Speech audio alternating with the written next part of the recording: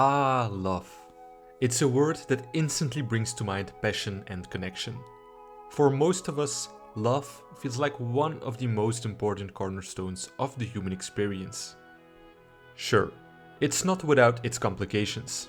Hearts get broken, relationships end, and some even give up on the idea of love entirely. But we cannot deny that love still holds a special place in our collective imagination. But what if we have been looking at it all wrong? What if love isn't what we think it is, but is an entirely different animal? This is exactly the kind of question channel favorite Friedrich Nietzsche poses in some of his work. Nietzsche flips the script entirely, inviting us to reconsider the very foundation of what we think love is, and in doing so, he challenges some of our deepest assumptions about ourselves. Most of this video will focus on some key aphorisms from Nietzsche's The Gay Science, a text we'll analyze in greater detail in a future video. Nietzsche's examination of love in this book is part of a larger intellectual project, what he calls joyful science. For Nietzsche, life itself has become a problem, something that must be rigorously interrogated, questioned, and examined more critically than ever before. One of Nietzsche's most compelling philosophical strategies is to blur the lines between traditional oppositions, dismantling the boundaries that separate seemingly contradictory concepts. Love, for Nietzsche, is no exception. In fact, he often highlights the darker, more base qualities of love, especially in its erotic or sexual form. By focusing on the selfishness, desire, and even greed that can lie at the heart of love, he strips away its romanticized, idealized status, forcing us to look at the perhaps uncomfortable truth. The very qualities we often associate with egoism and greed are in many cases deeply intertwined with the experience of love. So, what else can the doctor of nihilism, the man who proclaimed God is dead, teach us about love? Stick around to find out.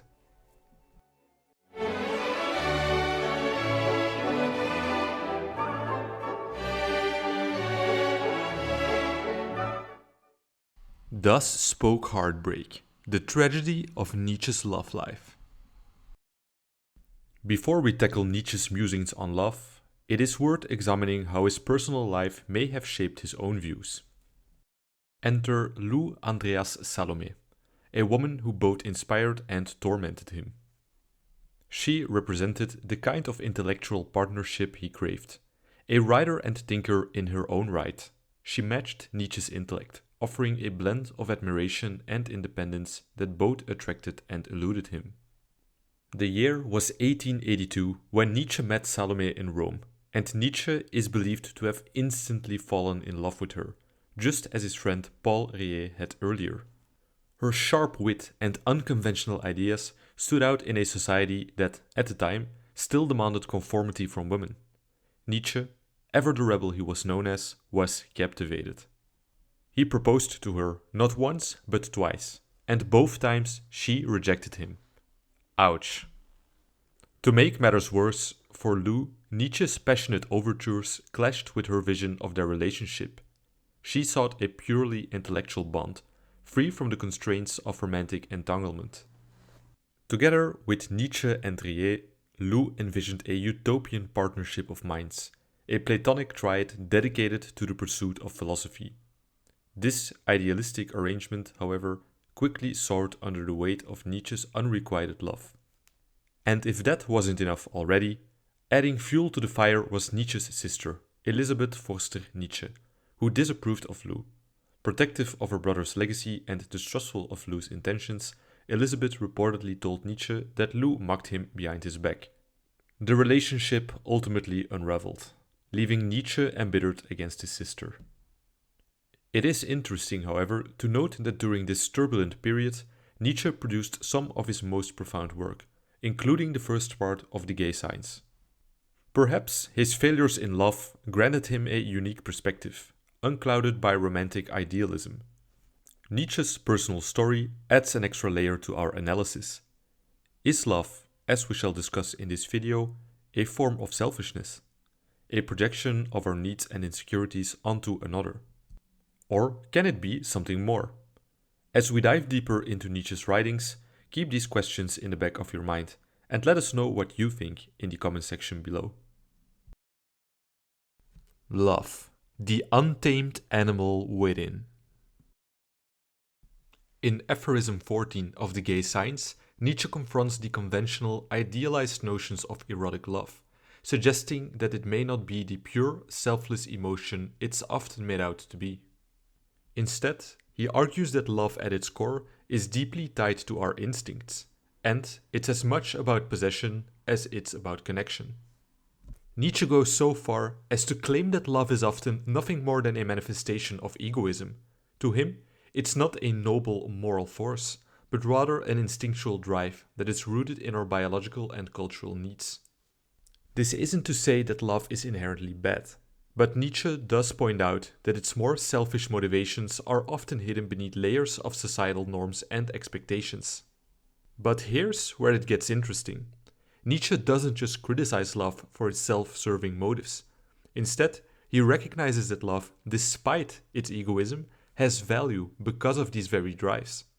The reason why people glorify love, even in its possessive, self-serving forms, is because they're still hungry for something. Those who feel unsatisfied in life, who are still chasing after something, will elevate this drive and call it love, praising it as something inherently good. On the other hand, people who are more secure, who feel that their desires are fulfilled, will call it something else, greed. For Nietzsche, both terms describe the same impulse, but they're labeled differently depending on whether the person feels satisfied or dissatisfied with their desires. However, it is important to note that Nietzsche isn't claiming that love is inherently wrong, but he does want us to strip away the illusion that it's something purely virtuous. Love, in Nietzsche's view, is not the opposite of greed. It is greed. It's an instinct, an impulse to possess that society has simply rebranded as something higher. He challenges us to recognize this and not to be deceived by the common narrative that love is inherently pure and selfless. But simultaneously, Nietzsche doesn't go as far as to suggest we should rid ourselves of these illusions about love. In fact, he acknowledges that these very illusions, these fantasies we build around love, are often necessary for the success of love itself. The roles that people play in love, the stories they tell themselves about the relationships they're in, are part of what makes love so powerful. Nietzsche notes that men and women often play these roles differently, and it's in these dramatic performances of love that the illusion persists. The recognition that love is ego-driven doesn't mean it should be condemned or eradicated. Instead, it's about understanding love more deeply, not as just a moral force, but as a complex human instinct, and in understanding this, we are better equipped to appreciate the ways in which love plays out in our lives, for all its selfish drives and creative illusions. Why men and women will never love the same. The ways in which instincts express themselves in a different way in different genders is discussed by Nietzsche in aphorism 363, titled How Each Sex Has Its Own Prejudice About Love. In this section, Nietzsche poses that women and men don't have equal rights in love, because their understanding of love is fundamentally different. They don't share the same expectations when it comes to the opposite sex, nor do they anticipate the same kind of love that might unfold between them. Nietzsche delves into these differences by distinguishing masculine and feminine love through the lens of devotion and fidelity. For women, love is often approached with an almost religious intensity, a complete surrender of the self.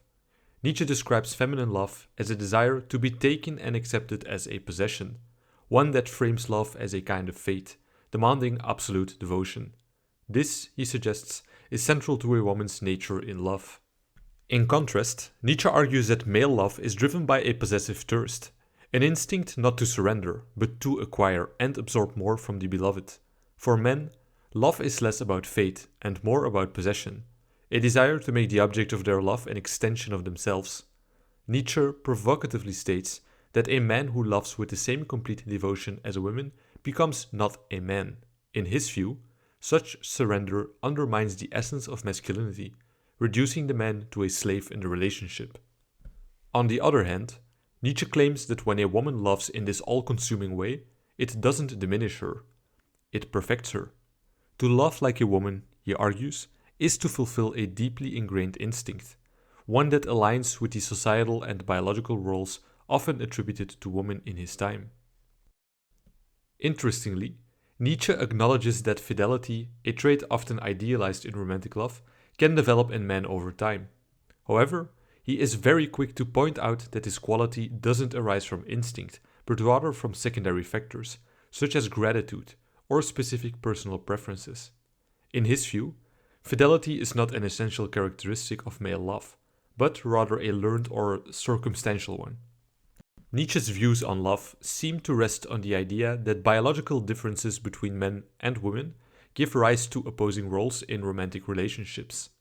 This perspective is surprising, given that the gay science, as outlined in its preface, aims to dismantle conventional distinctions between opposites. It raises an intriguing question. Is Nietzsche applying the same critical scrutiny to gender that he uses elsewhere in his philosophical project? Or does this topic escape his usual method of analysis? A closer look at aphorism 363 reveals more reasons to question Nietzsche's treatment of gender in love. He writes, "Woman gives herself away, man acquires more." This opposition, which he describes as natural, seems resistant to change, even in the face of societal progress or a shared desire for fairness. Nietzsche emphasizes that no social agreements or good intentions can truly resolve this fundamental tension. He even acknowledges its brutal reality, describing it as harsh, terrible, enigmatic, and even immoral. For Nietzsche, love, when seen in its entirety as a force of nature, is fundamentally amoral. It operates outside the bounds of what we typically regard as just or virtuous. This perspective invites a difficult question. Can Nietzsche's insights into love and gender be reconciled with his broader project of breaking down traditional oppositions? Or does his treatment of gender roles reflect a blind spot in his otherwise rigorous critique of human values? In aphorism 363, as well as in aphorism 14, Nietzsche seems to make an effort to convince us that erotic love, as an expression of natural instinct, is not inherently a good to be revered. Instead, it is a primal need, one that romantic culture has elevated through layers of surplus meaning. In its rawest form, love is base, stripped of the grandeur or beauty we often associate with it. It is only through the creative drives of culture that love takes on its sense of splendor. Given this foundation, the notion of egalitarian reciprocity in erotic relationships becomes unrealistic. Men and women, driven by their instincts, love in fundamentally distinct ways that cannot be reconciled into an equal exchange. Which brings us back to the lingering question: why does Nietzsche approach the so-called natural opposition between men and women without the same skepticism he applies to other conventional opposites throughout the gay science? His broader project explicitly challenges rigid binaries, so why does this one seem to stand apart? Perhaps the answer lies in the second part of the gay science, where Nietzsche delves more deeply into the dynamics between the sexes. There, we may uncover further insights into his understanding of gender and love. Love and illusion. As we have seen so far, Nietzsche's exploration of love in the gay science reveals its complexities, illusions, and darker instincts that we often overlook. Through aphorisms that challenge our perceptions, Nietzsche provokes us to reflect on the cultural and biological forces shaping our experiences of love and desire. In Book 2 of The Gay Science, Nietzsche dismantles idealized notions of love by emphasizing the role of history and artistry. In Aphorism 57, he challenges realists to consider the subjectivity of their attachment to reality, stating, "And what is reality for an artist in love? You are still burdened with those estimates of things that have their origin in the passions and loves of former centuries." What we love, Nietzsche argues, is shaped by the passions of the past entangled with language, culture, and gendered expectations. Aphorism 59, aptly titled "We Artists," critiques masculine love for its possessiveness and fictionalizing tendencies. Men idealize love and women, Nietzsche claims, to such an extent that they must negate the body's natural functions to preserve their illusion of perfection. He writes, The human being under the skin is for all lovers a horror and unthinkable, a blasphemy against God and love. Love, equal to Nietzsche's views on fate and God, becomes a fiction requiring the denial of physical and empirical reality. Women, on the other hand, navigate love through artistry. In Book 5, Nietzsche asserts, reflect on the whole history of women. Do they not have to be first of all and above all else actresses? Love in this way for Nietzsche becomes a performance, with women mastering roles that maintain their allure. Man's desires, he suggests, thrive on distance. When women become too real or too accessible, the magic dissipates. Nietzsche calls this paradox action at a distance, noting that the success of love often depends on maintaining these illusions. Nietzsche also turns his attention to the effects of societal conditioning, particularly in aphorisms 68 to 71. He critiques the lack of sexual education for women, especially those of the upper class. In aphorism 71, on female chastity, Nietzsche describes how women are raised to view sexuality as shameful, only to face expectations of sexual intimacy in marriage. He writes, to catch love and shame in a contradiction and to be forced to experience at the same time delight, surrender, duty, pity, terror. Thus a psychic knot has been tied that may have no equal. This very contradiction lays bare the psychological cost of societal roles in love, which demand women perform identities that often conflict with their own realities. Despite all of these tensions, it is interesting to note that Nietzsche does not moralize or suggest that we should abandon love altogether. Above all, he highlights its complexities, to confront the illusions we construct and the roles we play. So what can we conclude? Well, there is a lot we could say, and our own subjective interpretation of Nietzsche's work may cloud our understanding. So instead of us offering you a final conclusion, we ask you, dear viewer, what do you conclude? Is Nietzsche simply a man whose troubled relationships with women clouded his vision, leading him to lash out at the world? Or is he tapping into a deeper, darker truth about the illusions we create in love and the roles we are forced to play? Perhaps his struggles with love were not just personal, but a deeper reflection of the broader human condition, a reflection of how we all try to make sense of what love is. As philosophers, our task isn't to settle on definitive answers, but to keep questioning. So we leave you with this. When you look at Nietzsche's words, do they resonate as a truth that's still relevant today?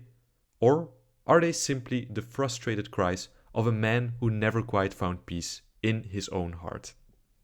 We will let you be the judge.